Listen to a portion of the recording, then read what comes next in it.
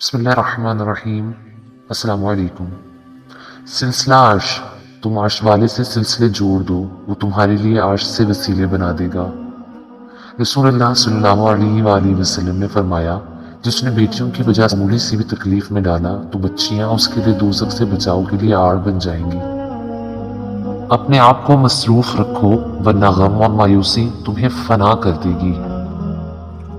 جو بہت اچھا لگے اسے بہت کم ملا کرو، جو انتہا سے زیادہ اچھا لگے اسے صرف دیکھا کرو، اور جو دل میں سما جائے اسے صرف یاد کیا کرو، کیونکہ جو آپ کو جتنا قریب ہوتا ہے دنیا اسے اتنا ہی دور کر دیتی ہے۔ جنت کی تو بڑی نعمتیں، ایک اللہ پاک کا دیدار، دوسرا حضرت محمد صلی اللہ علیہ وسلم سے ملاقات۔ یا اللہ ہمیں دونوں نعمتیں نصیب فرما، آمین۔ اور ہر گزرتا دن ہمیں رمضان کے قریب لے کر جا رہا ہے، الحمدللہ۔ میں تیری رحمت سے بالکل مایوس نہیں ہوں یا اللہ، بس مجھے میری ہر آزمائش میں کامیابی عطا فرما، آمین۔ غریب سے اکڑ کر ملنا اور امیر سے ملتے ہوئے مسکراہٹ سجا لینا، یہ حسن اخلاق نہیں بلکہ یہ بدترین منافقت ہے۔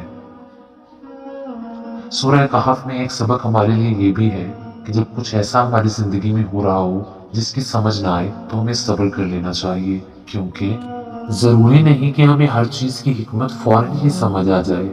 کبھی کبھی یہ باتیں وقت کے ساتھ ہی سمجھ آتی ہیں، وقت سارے راز کھول دیتا ہے۔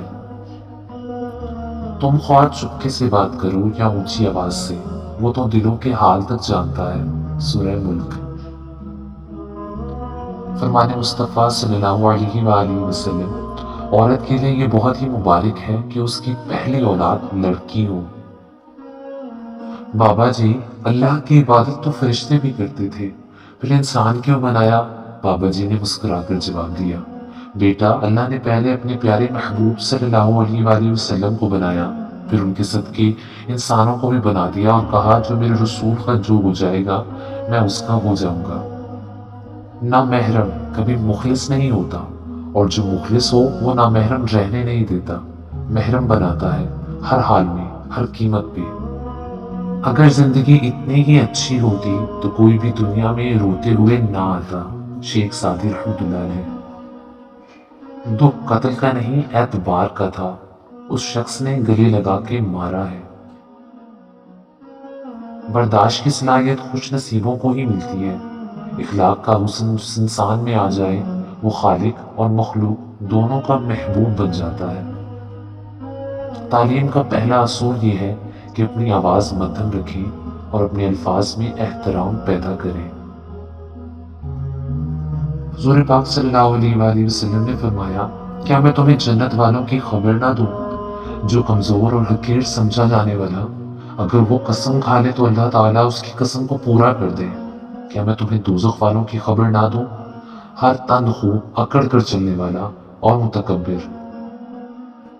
دل کے اچھے ہونے سے پہلے آپ کو زبان کا اچھا ہونا ضروری ہے، کیونکہ لوگوں کو پہلے آپ کی زبان سے واسطہ پڑتا ہے، دل تک تو کچھ خاص لوگ ہی پہنچتے ہیں۔ فقیر ہمیشہ غنی ذات پاک کے دروازے پر انکساری اور عاجزی سے حاضر ہوتا ہے۔